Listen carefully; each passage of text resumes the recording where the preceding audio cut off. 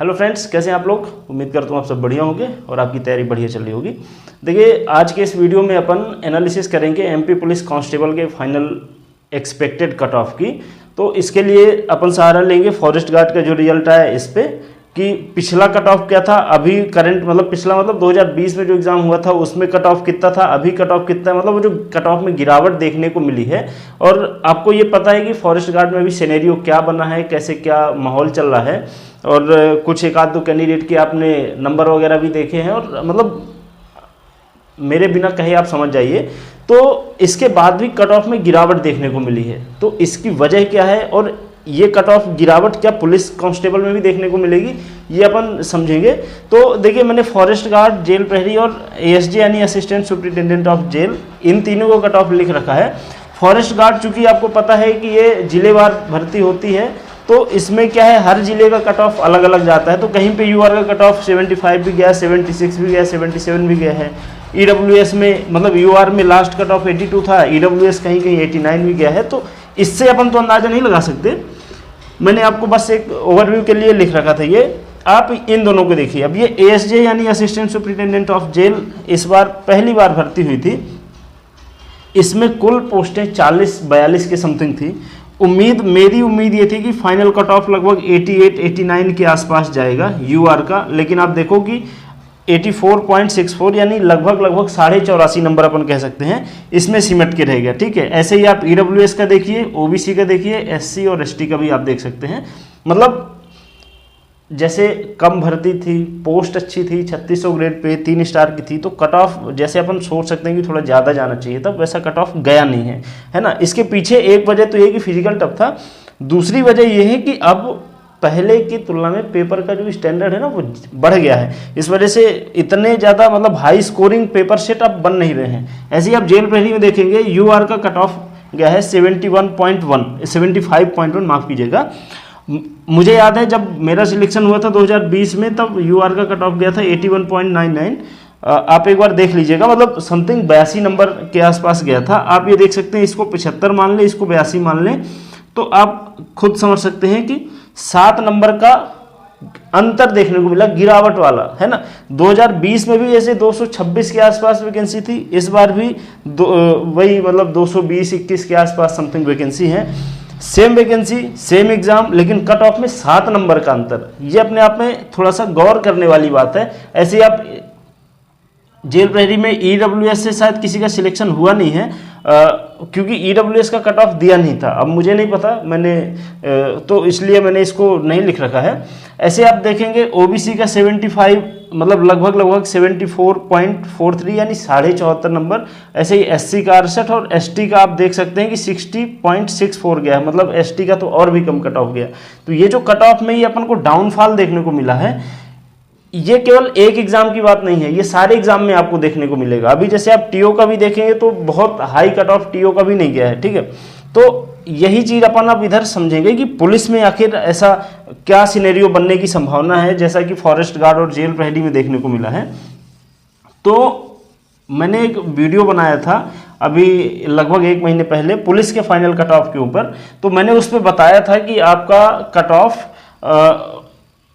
Expected final cut off क्या रहने वाला है। मैंने उसमें कुछ लोगों के एग्जांपल भी दिए थे कि फिजिकल में कितने किन के मार्क्स आए थे। उनका एवरेज लगभग मेरे अकॉर्डिंग 70 हो रहा था, तो यानी एक एवरेज बच्चा फिजिकल में 70 तक स्कोर कर ले गया है। ठीक है, तो यूआर का अपन ने देखा था कि लगभग अगर 75 कट ऑफ गया होगा, चूंकि अभी अपन को नहीं पता कि किसी के नंबर रॉ मार्क्स तो ठीक है, जितने पता है तो वो तो ठीक है। इसके बाद प्रोपोर्शनेट मार्क्स कितने हुए, नॉर्मलाइजेशन के बाद कितने बढ़े या घटे, तो हमें नहीं पता कि किस मतलब एक्चुअल में फर्स्ट स्टेज का कट ऑफ क्या है। फिर भी अपन ने एक अंदाजे के तहत कि 75 यूआर का, ईडब्ल्यूएस का 73, ओबीसी भी 73 और एससी एसटी लगभग आसपास रहता, तो अपन ने 65 दोनों का रखा है। ठीक है, तो इनमें एवरेज अगर फिजिकल का 70 मार्क्स जोड़ेंगे सब में, क्योंकि फिजिकल में नॉर्मलाइजेशन होना नहीं है, और एक एवरेज बच्चा लगभग इतने स्कोर कर रहा है, मतलब फिजिकल के नंबर ज्यों के त्यों रहने वाले हैं। ठीक है, इनमें उतार चढ़ाव होना है। ठीक है, तो हमने टोटल अंदाजा लगाया था कि 145, 143, 143, ये आप ये देख सकते हैं इस चार्ट के अकॉर्डिंग कि ये कट ऑफ लगभग जाना चाहिए 145 के इर्द गिर्द। ठीक है, पर अगर इसमें अपन को गिरावट देखने को मिली है, तो ऐसा नहीं कि केवल एक एग्जाम में ऐसा होगा, दूसरे में नहीं होगा। तो वो एक जो पैटर्न है व्यापम का, एग्ज़ाम का जो क्वेश्चन पेपर है टफ करने का, जैसे कि मैंने आपको बताया भी था, एक जो फॉरेस्ट गार्ड का रैंक 1 कैंडिडेट है उसका मैंने एग्ज़ाम पेपर भी आपको कुछ जीके वगैरह क्वेश्चन बताए थे, तो वो इधर भी देखने को मिला है, ऐसा नहीं है, ठीक है।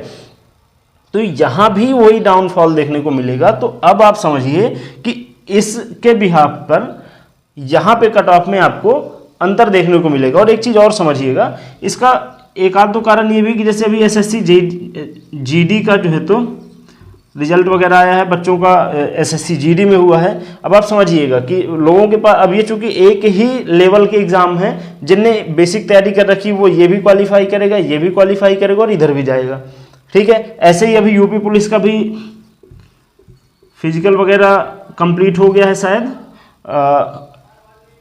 यूपी पुलिस का चल रहा है संभवतः, जितना मुझे समझ आ रहा है, और उसका भी रिजल्ट आएगा। तो आप ये समझिए कि जिनके पास ये इतने मौके हैं तो वो मतलब एसएससी जीडी में सीआईएसएफ वगैरह में हो रहा है तो वो इधर प्रेफर करेगा।